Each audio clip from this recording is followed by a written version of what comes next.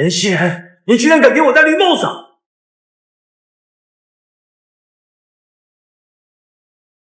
木头，你干什么？今天是我们结婚的日子。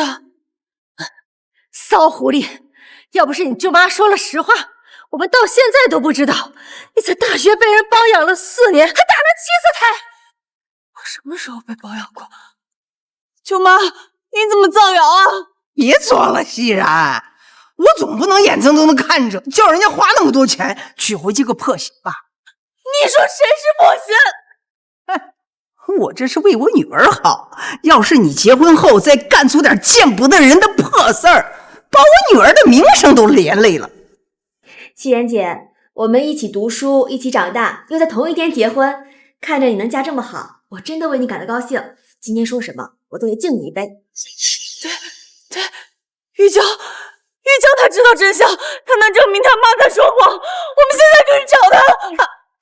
玉娇正在举行婚礼，你是不是想去搞破坏，想拉我女儿垫背？你做梦！人玉娇都说了，她妈妈说的都是真的，你还在装什么？你说什么？我全心全意的对你，你为什么要这样报答我？木头，我要跟你在一起，我是我一切，你居然怀疑我！你为我付出，你对我付出，就是给我戴绿帽子啊！我连你家让我先给你生个儿子我都答应了，我还没有付出吗？现在儿子出生了，你却这样对我，王木头，你对得起我吗？我呸！你连这种条件都能答应，你是着急着找接盘子的吧？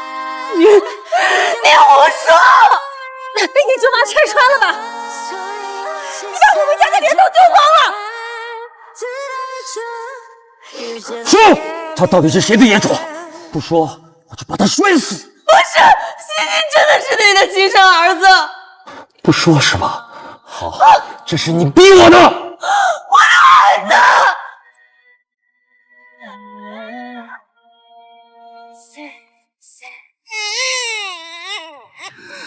舒玉娇来找我，根本就不是为了贺喜，她就是故意把我灌醉，好让他妈在我的婚礼上传播谣言。等我酒醒，我已身败名裂。你们为什么要害我？哼，我们是不屑于和你同流合污。你上大学的时候和赵大勇那个有妇之夫的破事儿，他被你瞒了那么多年，你应该知足了。赵大勇跟赵大勇在一起的分明是舒玉娇，这么多年是我一直帮他瞒着所有人。放屁！我们玉娇她都没有谈过恋爱，她怎么可能和赵大勇在一起？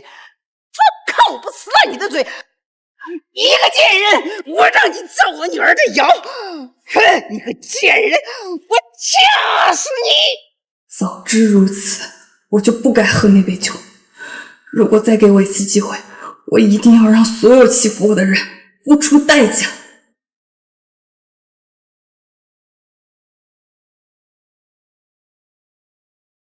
小心点！贱货，你做梦！今天说什么，我得敬你一杯。这是熙然，你醒啦，快准备准备，婚礼马上就要开始了。婚礼，12月10号上午11点，我重生到了婚礼开始前。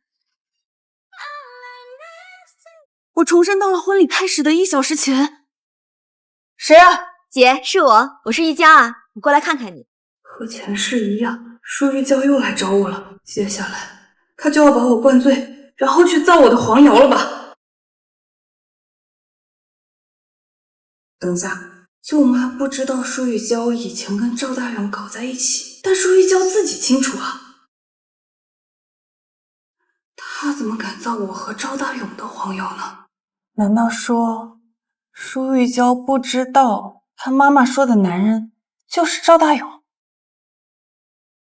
妈，你手里真有任熙然那个贱人的把柄？那当然了，别笑，以前在外面跟别的男人乱搞，他以为没人知道呢。明天不是他的婚礼吗？我要把这事公之于众。那个男人是谁啊？你别管了，明天你去灌他酒，让他不能正常宣誓会就行。从小到大，我都是你的陪衬，我哪里比你差了？凭什么嫁入豪门的是你而不是我？我要让所有人知道，我比你更配得上那些美好的东西，而你只是一个假装高贵的贱货。既然你们想要害我，那就别怪我不客气。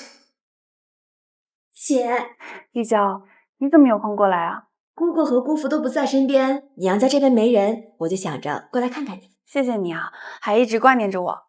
熙然姐，我们一起读书，一起长大，又在同一天结婚，看着你能嫁这么好，我真的为你感到高兴。今天说什么，我都得敬你一杯。来，等等，在这之前，我有个问题想问你。什么问题啊？之前你上大学的时候，好像谈了一个男朋友，叫赵大宇。我今天好像看到他了，你跟他应该没有联系了吧？难道我和赵大友昨晚在一起的事情被他知道了？不可能吧！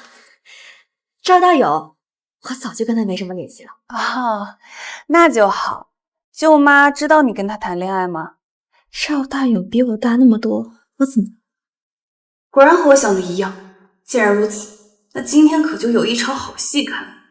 姐，大喜的日子，别人敬的酒不喝可不吉利。这杯酒说什么都对。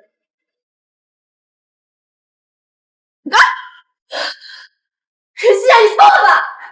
啊，不好意思啊，我本来是想敬你酒的，不小心手滑了。不过这跟你自己喝了也没什么区别，毕竟是你说的，大喜的日子，别人敬你的酒不喝，不吉利。哎，你们快看呢！我跟你们说啊，我那外甥女啊，上大学的时候就被老男人给包养了，光打胎都打了7、8次呢。你们看见她那个胸这么大吧？哎呦，那都是被弄出来的。真的假的呀？我看这新娘不像是那种人啊。哎呦，你知道啥呀？要不是我告诉你们，你们怎么能看出来她是个烂裤裆啊？是吗？我怎么不知道我做过这些事情？舅妈，要不你也给我讲讲呗。欣然呀，这时间还没到呢，你咋就出来了？我再不来，都被人编排死了。他怎么出来了？不是让你把他灌醉吗？妈，他死活不喝。妈，你怎么在姐姐婚礼的时候胡说八道呢？你快给姐姐道歉。哎呀，欣然呀，对不起啊，你知道，舅妈这嘴上没法文的是吧？你的意思是你说的都是真的？你见过我被人包养？我这任熙然，你舅妈刚才说的那些到底是不是真的？你得给我们一个交代。我们王家那可是有头有脸的大户人家，就不能娶一个破鞋进门。不懂呀，我刚才说的话你们都听见了。哎呦，别生气，别生气啊！我那是乱说的。哼，别人说什么你们就信什么。到底我是你们家媳妇儿，还是她是你们家媳妇儿？我还没有嫁进你们家，你们就这样欺负我，以后不得把我欺负死？你说什么？哎，别生气，别生气啊！大喜的日子，婚礼为重啊，婚礼为重。行了，先把婚礼办好，别的事之后再说。哎，不，我舅妈说的这么有鼻子有眼的，怎么可能是假的呢？不过我对此事毫不知情，说不定是别人把我迷晕之后强奸了我，这可是犯罪，我要报警。舅妈，等下警察来了，你可得实话实说啊！任熙然，你疯了！你非得把事情弄得人尽皆知吗？哎呀，欣然呀，你就当舅妈是瞎编的啊！舅妈不对，舅妈不应该乱说话了。那个，舅妈给你赔罪，来，嘿，舅妈把这杯酒喝了。行了，舅妈，你不能就这么走。干嘛？难不成你想让我跪下给你道歉不成？那倒不用，舅妈不是说都是胡乱编造的吗？那请你上台给大家澄清一下，你刚刚说的都是假的，全部都是你的臆想。任熙然，我给你道歉是给你脸了，我说的是真的假的，你心里没数啊？你的意思是，你说的都是真的？那你可更得告诉我，这个男人到底是谁？他一定强奸了我！切，别给脸不要脸啊！好，我就把那个男的的名字说出来，你可别后悔。我真的很想知道，当你最后发现你亲手毁掉你自己女儿的时候，你会露出什么样的表情？我们接到报案，你们谁是报案人？是我，警察同志，我好像被人迷奸了，而且还被迫堕胎。虽然我对这件事情一点都不知情，但是我的舅妈对犯罪情况了解得一清二楚。任熙然，你居然真的报警了！熙然，你真的想让全世界都知道你的丑事儿啊？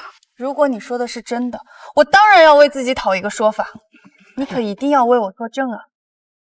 你的意思，你被人下药迷奸了是吧？没错。熙然，你就别逞强了哦，舅妈知道你拉不下来脸，你就当舅妈胡说八道的。是啊，表姐，这大喜的日子就别闹得这么难看了。我让我妈给你道歉。我不要你妈给我道歉，我要她给我作证。做什么证？我们家的脸都让你给丢光了。你要破罐子破摔我不管，但是你别连累我们家。什么叫破罐子破摔？我只是想讨一个说法，造谣的是他。我造谣？好啊，你都为自己留脸了，我还为你藏着掖着呢。是啊，姐，我妈要是真把那个男人的名字说出来，你可就回不了头了，你可别后悔。我不会后悔的，警察同志，我希望现在就知道那个男人的名字。好，这位女士，请你如实说出来。行，那我可就说了啊，那个人的名字是……等一下。怎么，现在知道怕了？我没有什么好怕的，我只是想警告你，不要搬起石头砸了自己的脚。这女的可真不是个东西，她舅妈都这么顾及她的名声了，她还一而再再而三的给脸不要脸。就是，我要是她老公啊，我现在就把她赶出家门。你差不多得了啊，我们家的脸都被你给丢尽了。不管真相到底如何，你赶紧结束这场闹剧，剩下的回家再说。你们家的脸不是我丢的，我什么都没做。真相对你来说不重要，但是对我来说比什么都重要。任熙然，你再这么闹下去，我们这个婚就真的结不了了。结不结得了对你来说重要吗？我只不过是你们家一个传宗接代的工具而已。这个婚我宁可不结，也要讨个说法。哟吼，吃了凉拌铁丝了，这屁挺硬啊！可我怎么听说你为了嫁进王家，都答应先生儿子奥领证了？哎呦，你这肚子里不是怀了别人的野种吧？这是想到王家当接盘侠呢啊！你可真是造谣高手，谣言张口就来，不做营销号真是可惜了。你放个拐弯螺旋屁！你敢不敢让我把那个男的名字说出来？我还要跟我女儿去参加婚礼呢。舅妈，你也是当妈的人，如果舒玉娇的婚礼上有人像你这样造她的谣，你会怎么做？放屁！我女儿冰清玉洁，跟你可不一样。你为了钱，什么样的男人都能睡。你看看，她表妹明明跟你们是一个学校的，你怎么就没把握住这么好的女孩呢？哎呀妈，我怎么知道任熙然是这种女人啊？你说说你啊，大学的时候就找男人包养你啊？哎呦，什么男人你都能下得去嘴呀？是吗？我可是为了几个臭钱，什么都不管不顾呢。他跟和我一样，在大学的时候被人包养，还打过胎，我怎么感觉有点不太对劲呢？妈，那个男人是谁啊？我跟任熙然大学4年都在一起，我怎么一点也没有发现？哎呦，你多单纯呀！你上大学的时候，一门心思扑在学习上，哪有心思关心这些破事儿？他骗你，那还不是很简单吗？好吧，那你快说出来吧，我们还赶时间呢。没错，赶紧说吧。行，那我就把那个人的名字说出来。那个人的名字是玉娇。老公，爸，你们怎么来了？你们在这干嘛呢？婚礼马上开始了，怎么连警察都来了？哎呦，亲家小凯，你们来的正好。哎呦，看现在这女人有多脏多坏呀！这到底怎么了？不是说这燕桂婷是玉娇她表姐的吗？是啊，就是我那不争气的外甥女儿，现在被人爆出来了，说大学的时候就被包养了。亲家，我们家也是有头有脸的家庭，让你女儿进家门也是看中她的干净，可不能因为这些亲戚影响了名声啊！哎呦，亲家，我们玉娇跟她可不一样啊！哎，他们的婚房我已经备好了，考虑你一个人住，我在婚房旁边也给你买了一套，方便你平时照顾他们。哎呦，亲家，谢谢！你说这怎么好意思啊？也算是我的一点心意吧。感谢你培养出这么优秀的女儿。舒玉娇的婆家也到，这下除了男主角以外，所有人都到齐了。警察同志，我要告他诽谤，我严重怀疑根本没有他口中说的那个男人。这位女士，你到底知不知道那个男人的名字？妈，你赶紧说吧，别拖了，集市快到了。好，我说，我现在就说，那个男人的名字叫赵大勇。你说什么？妈，你说他叫什么名字？赵大勇啊？怎么你认识？不认识，我怎么会认识那样的男人？难道任熙然从一开始就知道我妈说的那个男人是他吗？你说赵大勇包养我，可是我印象里根本没有这回事儿。你把他叫来，我们当面对质。我可联系不上他。你要真有本事呀，你叫警察吧。走！不要！我的意思是说，别耽误人家的正常生活，不太好。哼，你把我的婚礼搅得一团糟，还怕打扰一个陌生人的生活？警察同志，我怀疑赵大勇对我实施了违法行为，请把他叫来，当面对质。好，我现在就去查找他的联系方式。糟了，昨晚赵大勇睡完我之后，为了找刺激，天天专门跑来参加我的婚礼。他就在隔壁宴会厅，要是让马凯他们知道就完了。对，赶紧叫来吧。任熙然，我看你一会儿还怎么演。妈，别掺和了，我们真的可以走了。哎呀，着急什么？真相马上就要水落石出了。够了！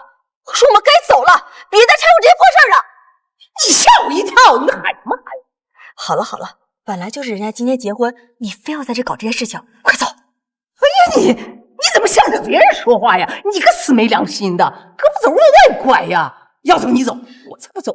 喂，赵大勇吗？我们是警察，我们现在需要你到世纪大酒店来一趟。什么？你就在世纪大酒店？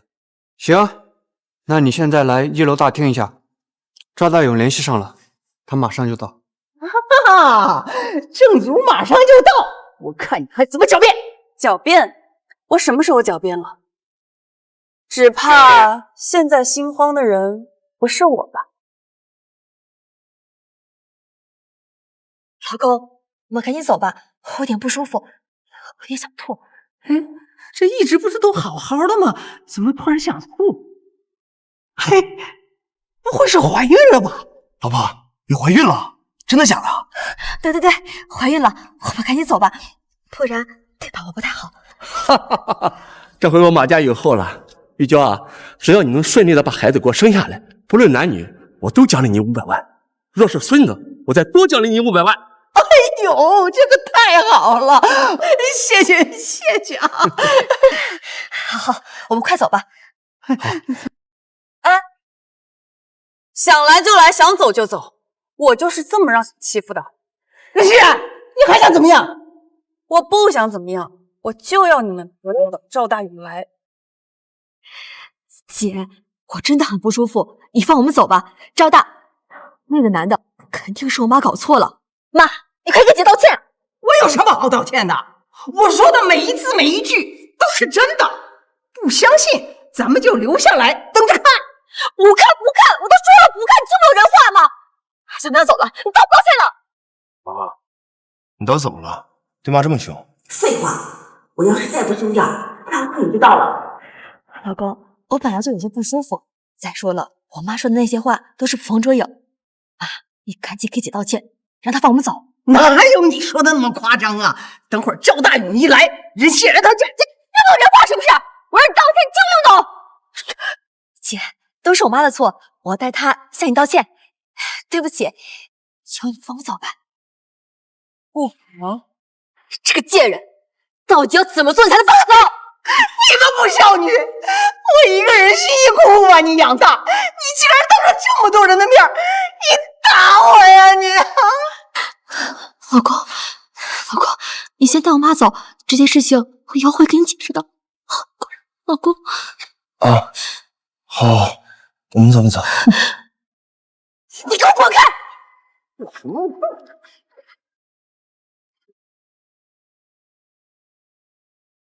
玉娇，你怎么在这儿？来了。你就是赵大勇，有人报案说你迷奸了他，你承认吗？局长同志，我可是守法公民啊，我怎么可能做这种事情呢？老公，爸，这没我们什么事儿了，我们赶紧走吧，婚礼马上开始了。好，等一下，怎么了，爸？刚才我在门口收了这个男人礼金，他不是你们的亲戚吗？你不是说你不认识赵大勇吗？是怎么回事？不可能，爸，你是不是认错了？我们赶紧走吧。不急，我们再看看这到底是怎么回事。现在张大勇来了，你敢不敢把你刚刚说的事情再说一遍？切！张大勇，我问你，以前你是不是包养过一个女大学生？赵大勇，老实交代，别想隐瞒任何事情。没有，我承认，我是包养过一个女大学生。那个女孩是不是给你打过几次胎？赵大勇，到底怎么回事？快说！好，说，是有这么一回事。好啊，任熙然，你现在还有什么好狡辩的？你有病是不是啊？他说的女人一定是我吗？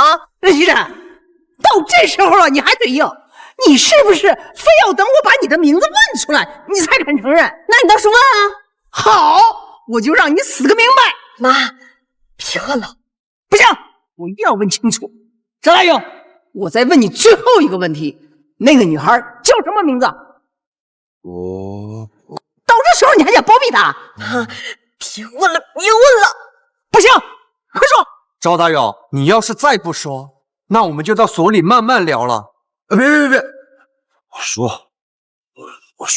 哈哈，任熙然，这就叫自作孽不可活，是你自己非要把这事情搞大的。现在大家都知道了，你是个不要脸的骚货，是吗？你马上就会知道，你口中不要脸的骚货到底是谁。赵大勇，赶紧说！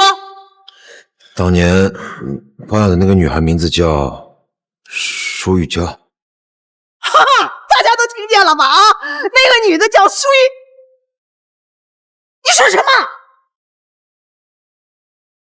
大家都听到了吧？赵大勇当年包养的大学生不是我，是他。舒玉娇，我问你，这到底是不是真的？不可能，他是胡说八道的。啊，好啊，你和任熙然早就商量好了，就等着这个时候跳出来污蔑我女儿，是不是？什么任熙然，我都不认识他。赵大勇，我舅妈说我为你打过孩子，但是我对此毫无印象。如果她说的是真的，那证明你迷奸过我，是不是？没有，这不可能啊！那请你拿出证据，证明她说的都是假的。我有证据，这个是我跟舒玉娇在一起的时候转账记录，我每个月给她500块钱。哦，包括他的打胎的费用都在这里。警察同志，我可是守法公民啊！舒玉娇，你就是个烂货！你这种女人怎么能配得上我？爸，我们走。亲家，这里面一定有误会，咱们可以坐下来，慢慢的、好好的说，对吧？没什么好说的，我们给你加50万彩礼，今天之内你务必给我退回来，否则我有你好看！哼！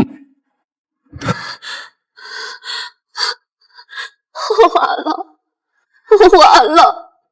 既然真相大白，那我们就先走了。你个，哎呦，500块钱你就把你自己给卖了，我怎么能生出你这么个？我打死你！哎呦，我的房子，没有了呀！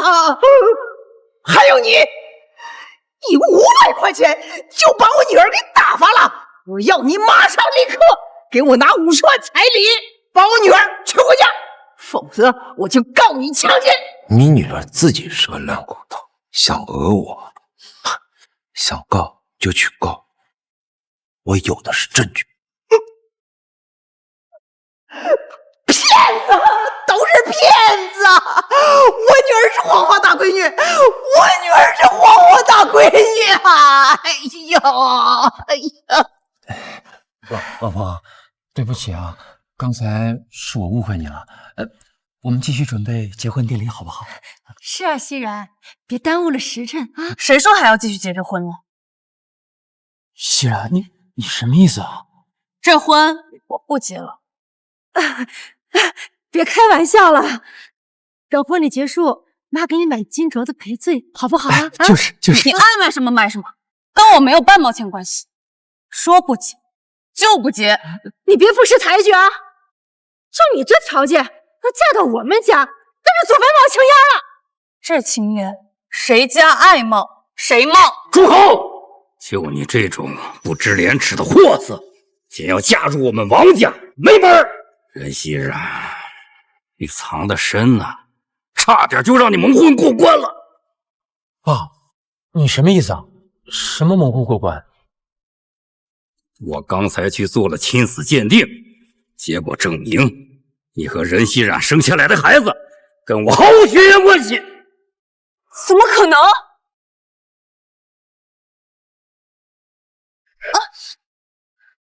你这个贱人，竟敢背叛我！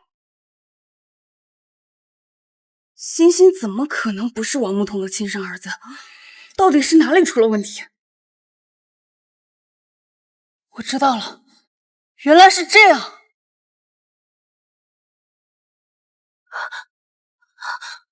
我知道了，一定是这份报告有问题。我要求重新做亲子鉴定。做什么做？这鉴定是他爸爸刚做的，有什么错？你带着你生的那个野种给我滚出去！我的孩子不是野种，我要证明我跟我孩子的清白。哼，你还好意思说什么清不清白？就算你跟刚才那个男的没有关系，你也不见得是干净的。有本事就重新做亲子鉴定，不要往我身上泼脏水！妈，你别扒了我儿子！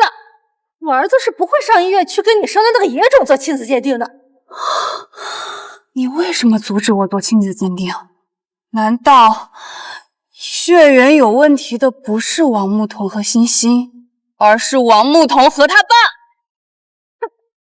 放屁！你个小贱人，你胡扯什么？儿子，这个小贱人，他不但给你戴绿帽子，他还给你妈造谣啊！敢污蔑我妈，信不信我弄死你？你妈随便怎么骂我，你都无动于衷。我只不过说了你妈一句，你就这样对我？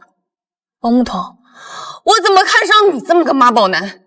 你就是一个给我戴绿帽子的，怎么能跟我妈相提并论呢？怪我瞎了眼，没有早点看清楚你们一家的真面目。我应该早点听我爸妈的话，不应该嫁入你们家。苏玉娇，要不是你和你妈铁了心要害我，事情也不会发展到现在这个样子。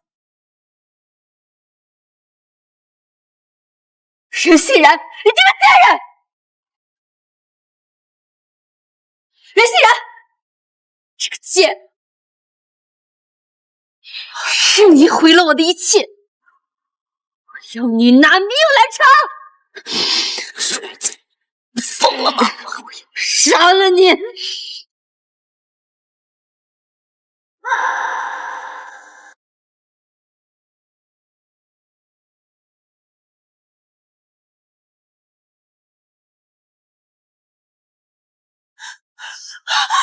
我这是在哪儿？现在是婚礼前1周，难道说我又重生了？乖，宝宝不哭啊，妈妈在。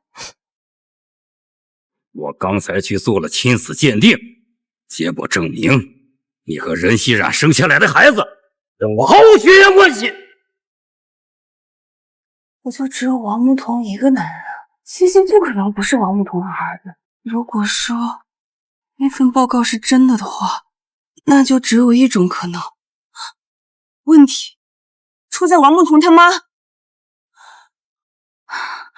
反正现在无论如何，我都不可能跟王牧童结婚了。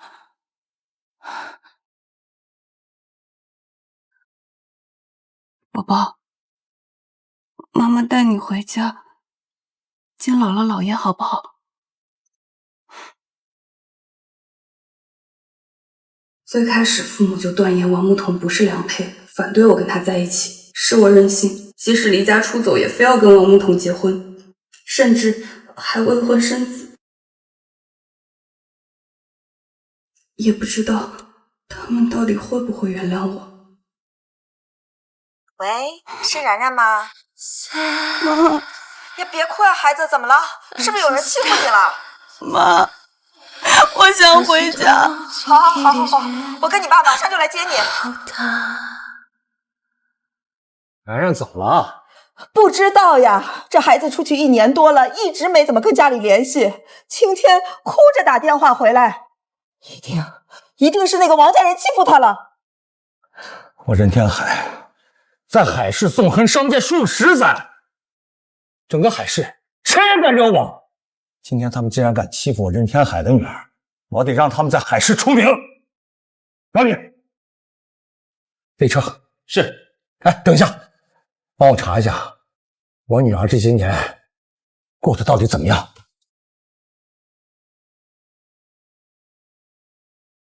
任熙然，你这是要把我孙子带哪去？就是啊，老婆，你要干嘛去啊？我想回爸妈家住2天，带孩子一块儿。那怎么能行啊？我孙子还这么小，要回你自己回，孩子得留下。不行，孩子必须跟我一起。该不会是要把我孙子偷走吧？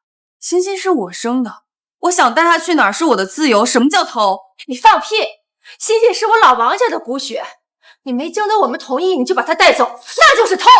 我懒得跟你废话，我要带孩子回爸妈家。你扔！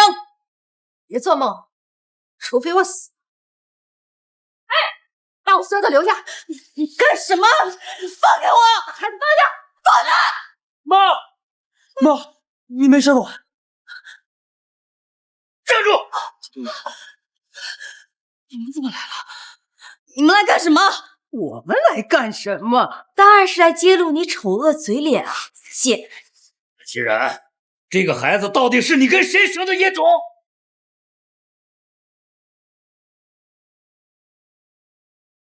任董，天马公司的马总到了，约了今天来签城北那个项目的合同的。任董终于有些钱了。好，我今天有很着急的事，把合同直接给我签了。剩下的事儿你跟他们对接吧。谢谢任董，您就是我们天马公司的再造父母啊。任董，这是小姐近况的汇总，请您过目。该死的畜生，竟然敢欺负我任天海的女儿，我真想把他们掐给扬了。那然然现在到底怎么样了呀？小姐去到王家后，好像并未告知他们小姐的真实身份是西安集团的继承人，他们家所有人都将小姐视作保姆，随意使唤。小姐每日不仅要操持家务，还要忍受冯梅的辱骂。你说什么？更过分的是，小姐的婆婆还提出要小姐先生下一个男孩，再与王慕婷领证结婚。那欣然现在怎么样了？可喜的是，小姐她上个月刚生下一个男婴。真的？哎呀，老任，你听见没有？你当老爷了！哎，媳妇儿，你说人农女儿到现在哪下去了？我也不知道呀。这天大的好事怎么不落到我们家头上呢？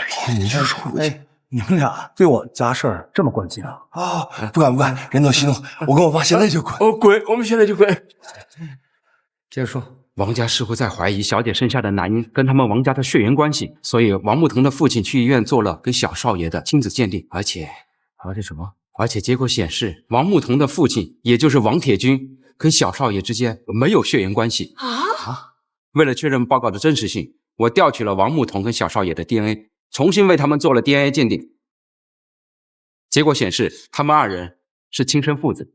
于是我又做了王慕腾跟王铁军的亲子鉴定，结果显示他们二人没有血缘关系。也就是说，有问题的不是小姐，而是她婆婆冯梅。那我们家然然岂不是被冤枉了？该死的！任董，据调查，王家跟我们公司有着极其深度的合作。今天刚结束的城北开发项目的竞标，也是由王氏集团夺得。我当然知道，自从然然离家出走以后，我便经常帮助王家在生意上给他们一些便利，让他们从一家小公司变成了一家年产上亿的大企业。我这么做都是想让他们对然然好点，谁知道他们……任董，那您看是否要给王家做出一些惩治措施？不急，等我见到然然以后，我看然然的心情，我再决定怎么收拾他。任熙然，这个孩子到底是你跟谁生的野种？同样的事情又上演了，可他为什么现在就做了亲子鉴定呢？明明婚礼还没有举行，那一场闹剧也还没有开始啊！哼，这一切都是老天的安排。任熙然，你绝对想不到我重生了。你是说任熙然生的那个孩子是别的男人的野种？没错，千真万确。太好了，我正想给你说呢，让你在婚礼开始前把他灌醉，我有惊喜等着送给他呢。不行，赵大勇的事儿不能和任何人说，听见没有？你怎么知道我要说赵大勇和他的龌龊事儿？让你别说就别说，事不宜迟，我们赶紧去找他婆家人。任熙然，这一次我一定让你彻底死透，再也不可能有任何翻身的机会。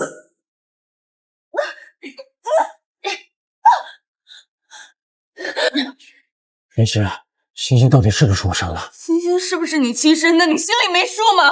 从头到尾，我都只有你一个男人。鉴定结果是怎么回事？为什么上面显示星星和我爸没有任何血缘关系？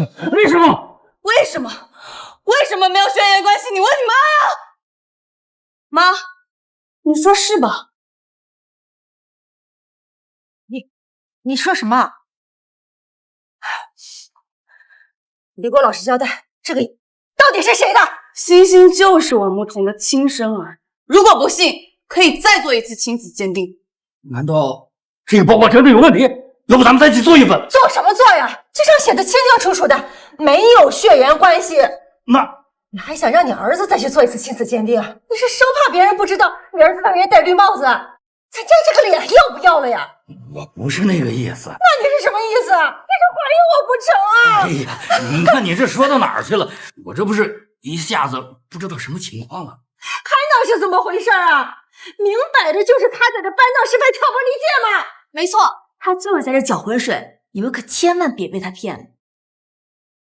林熙然，你不守妇道，在外面偷男人也就罢了，你居然还把别的男人生的野种带回来给你公婆养，你这是想鸠占鹊巢？你好狠毒的心啊！舒雨娇，你少在这儿胡说八道，我的事情轮不到你来掺和。我说了，可以再做一次亲子鉴定，现在拖着不愿意去的是他们。你想破罐子破摔，我们老婆家还要脸呢？你要脸？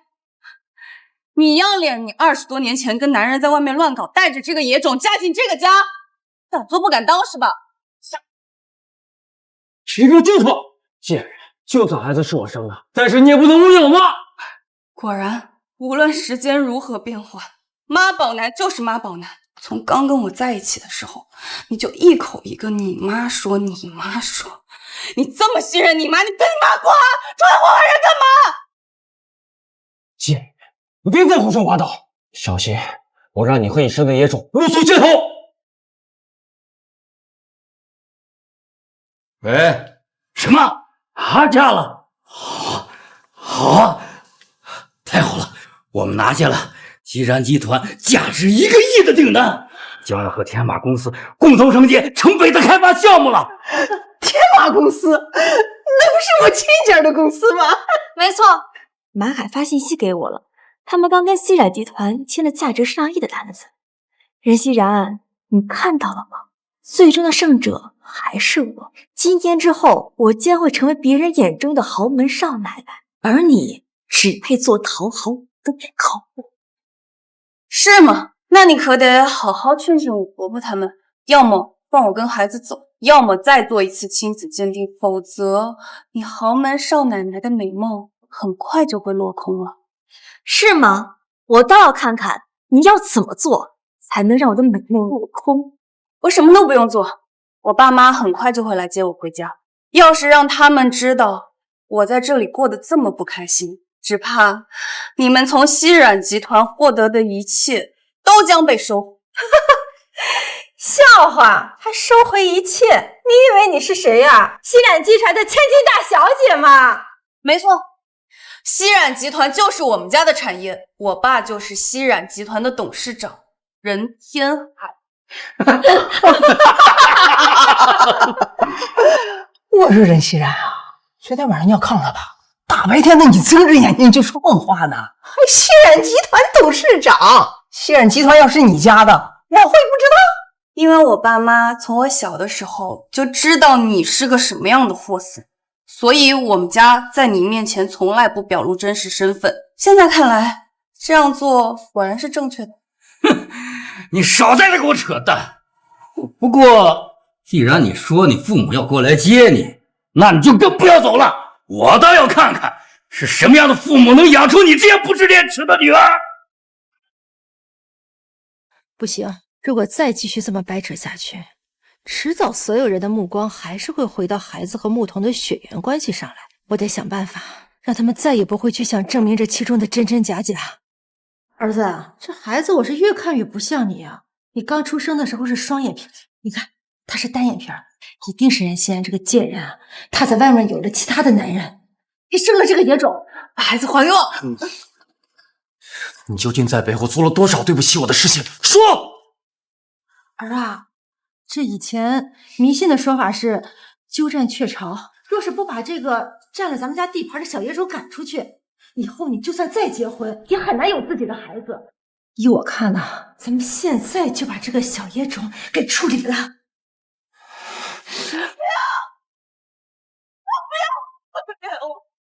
王不通，你还有人性吗？他是你的亲儿子，你下得去手吗？你快把他放开！你放开！儿啊，你听妈的，没了这一个，以后多的是。咱们家和西冉集团的合作一旦达成，你还怕没有人给你生儿子吗？不要！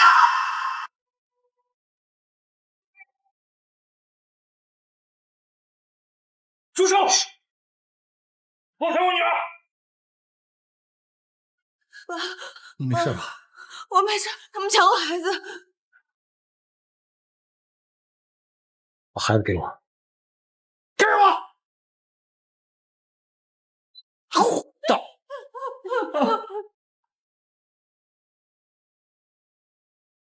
连自己的孩子还有老婆你都欺负，你是男人，你怎么不去死啊？你们是什么人？凭什么闯到我们家来啊？哦，我知道了，你一定是任熙然这个贱人的奸夫啊！海爸，来帮忙！妈，什么呢？你居然敢打我！老大跟你拼了！你们到底是什么人？我是任熙冉的父亲，我警告你们，你我女儿最好给我远点，有什么话跟我说，不要跟我女儿说了。你们竟然是这个小贱货的爸妈呀！看看你们们生的好女儿，不但背着我儿子偷人，他还把和别人生的这个野种带回来让我儿子养，这就是你们教育好女儿吗？任天海的女儿不会做这样的事。姑父，阿姨说的没错，姐姐真的做了对不起姐妹上。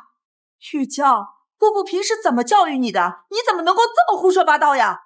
孙心言，别在这装大尾巴狼啊！你连自己女儿都教育不好，别在这教育我女儿。这任熙然偷人那是铁板钉钉的事，别想抵赖，谁都改变不了。哎呦，这看看，这都是亲戚，差距怎么就这么大呀？人家的女儿光明正大的嫁进马家，而你还要靠勾引我儿子进门，真是不是一家人不进一家门。说够了！怎么不爱听了？我说的可都是大实话。我们两家可是能跟熙冉集团合作的有头有脸的人家，像你们这种下等人家，平时想听我们说话都听不到呢。从今天开始，熙冉集团马上终止跟王家的一切业务来往，并且封杀你。哎，你们这一家子可真是有意思啊！这女儿说她是熙冉集团的千金，这爹一进屋就开始演，你们是不是提前都已经对过了的？这演的还真跟怎么回事似的。那从今天开始取消熙冉集团跟王家的一切合作，还有封杀他们。我呸！封杀！来，你封一个给我看看来。就是。喂，什么？取消了？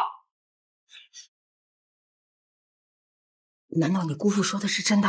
他真的能决定熙冉集团跟不跟谁合作？这不太可能吧？我刚才那电话是怎么回事？你姑父刚一说，那取消的电话就来了。不会吧？凑巧碰上的吧？怎么回事？合作取消了？什么合作取消？就你刚才说的那个呀？是我晚上约的一个饭局取消了。你认为什么？你认为熙冉集团取消合作了？你不会真的把他说的话当真了吧？怎么可能啊！自己吓自己啊！你不是说了要取消熙冉集团跟我们王家的一切合作吗？急什么呀？马上！给脸不要脸，还真是一家人呢！这老的装疯，小的偷人，你们呀，马上给我从我家滚出去！你欺负了我女儿这么多年，现在想让我们走，门儿都没有！姑父，你差不多得了！你要再这样，一会儿我老公来了是要把你们赶走的。他们家以前可不是做什么正经买卖的。天马公司是吗？我熟。你知道？我当然知道。那你还不赶紧走？一会儿他们来了，你们可走不了了。我今天就坐在这等他。看看，我还真想看他能把我怎么样。妈，爸。对不起，如果我之前能早一点听你们的话，事情就不会发展成现在这个样子了。文人，我跟你妈呀，不能永远陪在你身边。这次是错呢，错不在你，是王家这帮混蛋。放心吧，爸爸一定会保护你的。爸，恶心死了，在我们面前秀父女情深呐！我告诉你啊，我亲家和女婿一会儿来了，你们是完蛋了。张木金，我识相现在赶紧。怎么怕了？你女儿刚才不是说你是县集团的董事长吗？等我亲家他们一会儿来了，他们要是知道你冒充他们最尊重的那个人，看他们怎么收拾你。警告的话我说了，听不听随便。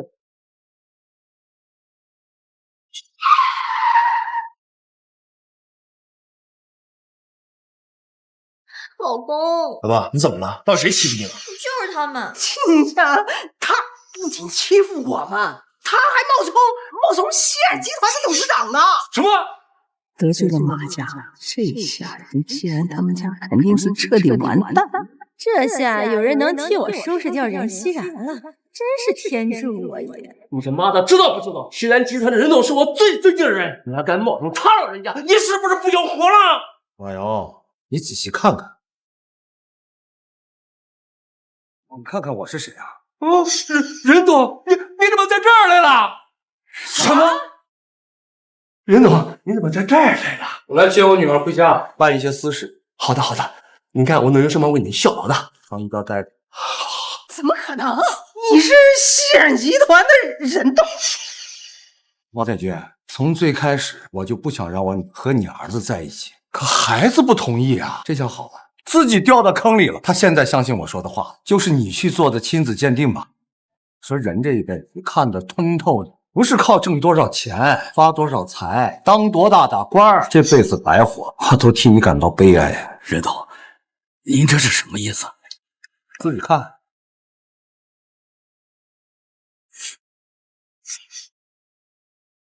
爸，你在看啥呀？啊，你怎么了？你别吓我啊！你个婊子，居然骗了我20多年！你干嘛，爸？为什么打我妈？你别叫我妈，不是我的儿子。说，他到底是谁的眼中？我居然给别人养了半辈子的孩子，我他妈掐死你！放手！放手！放手！喂，什么？欣然集团取消订单了？等一等，任总，不，亲家，你可千万不能取消订单呀！我的公司还支持这个订单，救命呢！任总，你现在知道我为什么让我女儿隐藏她真实身份了吧？人都是势利，想看清楚一个人的真面，就不能夹杂任何利益。咱们走。任总，你不能走啊！任总，你不能看。任总，不可能！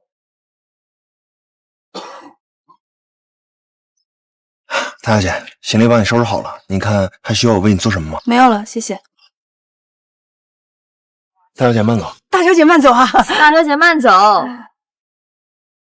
差点把你两位给搞忘了，要不是你们在背后兴风作浪，怎么会搞出这么多事情来？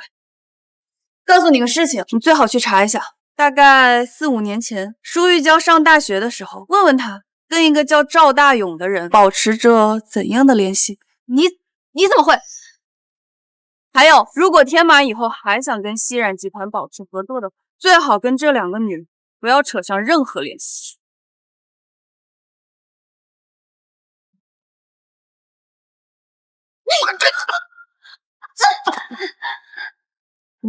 一切都结束了。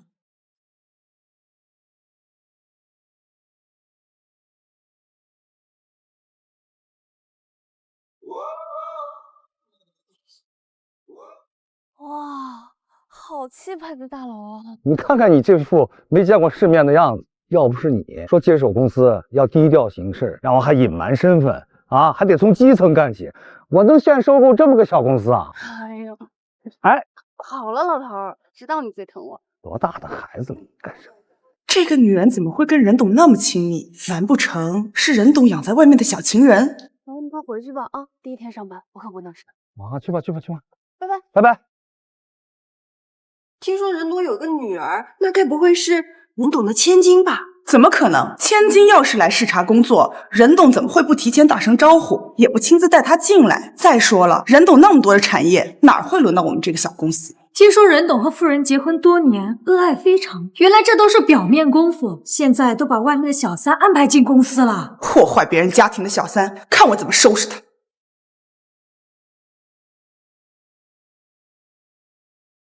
站住！啊！你们干什么？干什么？新员工入职第一课，教你做人。新员工入职第一课，教你做人。就是学什么不好，非要做人家小三。我呸！你在说什么？什么小三？我怎么听不懂？你别以为装傻就可以蒙混过关，经理，咱别跟他废话，直接给他看证据。有胆量做，没胆量承认，是不是？这是我刚刚在外面拍到的照片，你怎么解释？你们误会了，我不是小三，我是不要脸的贱货，还想狡辩。任董夫人对我有提携之恩，既然被我看见了，就绝不会坐视不管。带走，走，干什么？走！你干什么？就跪快点，不行！小姑娘，既然敢抢别人的男人，就应该知道自己会有这么一天吧？你就是靠着这张脸勾引的任董吧？看我今天替夫人毁了他！我真的不是小三，我是任董的女儿任熙然。你说什么？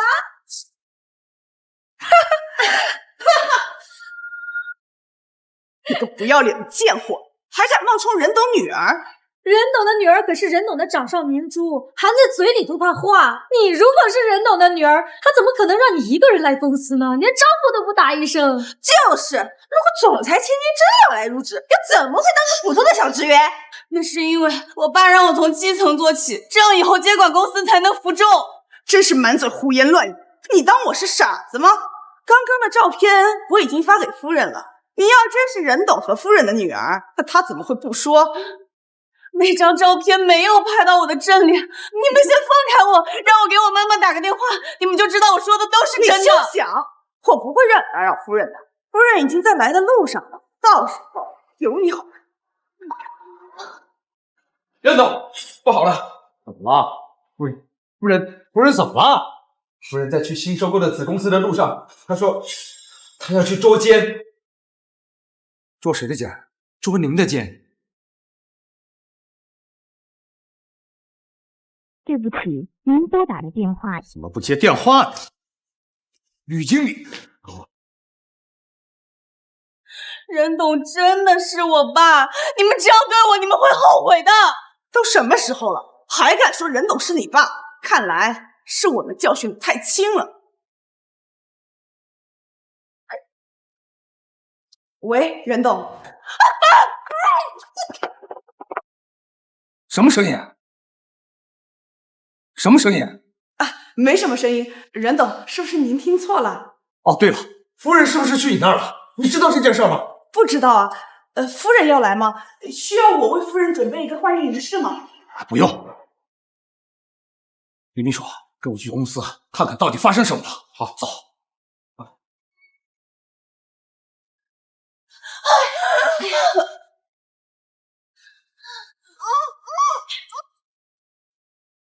你个不要脸的贱货，还敢跟任董告状！我告诉你，任董夫人已经马上就要到了，到时候就算是任董也保不住你。经理，我看呢是该好好教育一下他。可是他毕竟是任董的情人，咱们下手太重，会不会？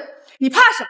到时候夫人肯定会替我们撑腰的，只怕他的下场会比现在更惨。就是，任董身边惦记上位的女人肯定很多，依我看，就应该让大家看看当小三的下场，这样也能替夫人解决一些烦人的苍蝇。你说的对，你们两个把他的衣服给我扒了。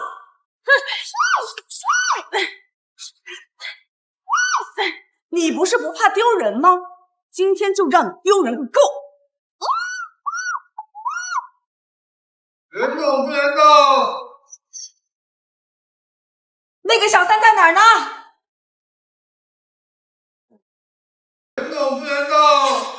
夫人已经到了，你们两个把她弄得惨点，我先去见夫人。是。你拿她的手，我脱她的衣服，快！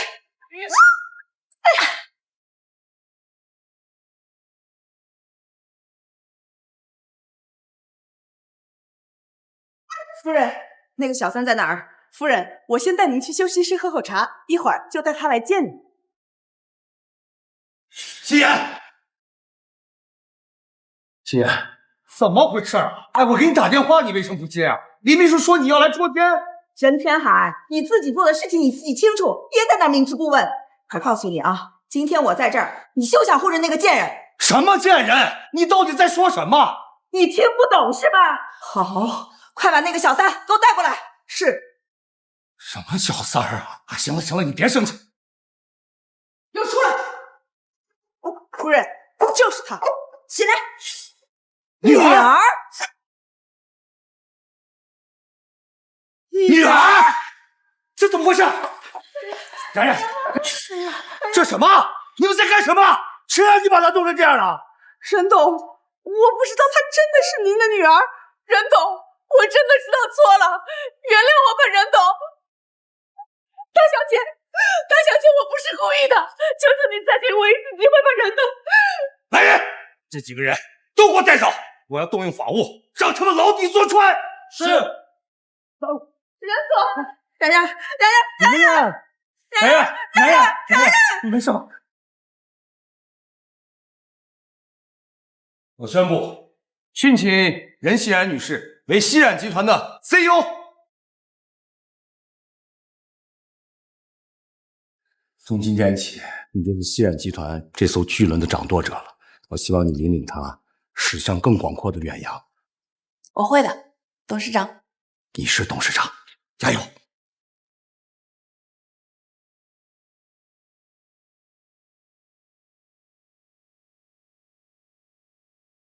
我是熙冉集团董事长，你们以后谁敢不听我的命令啊？喂，不是说今天开例会吗？人呢？快点！任总，对不起，任总，对不起，任总。任总，下午是反家暴基金会的新闻发布会，您要上台发言吗？当然，反对家暴，反对对女性的恶意造谣，我想，没有人比我更有发言权了。是。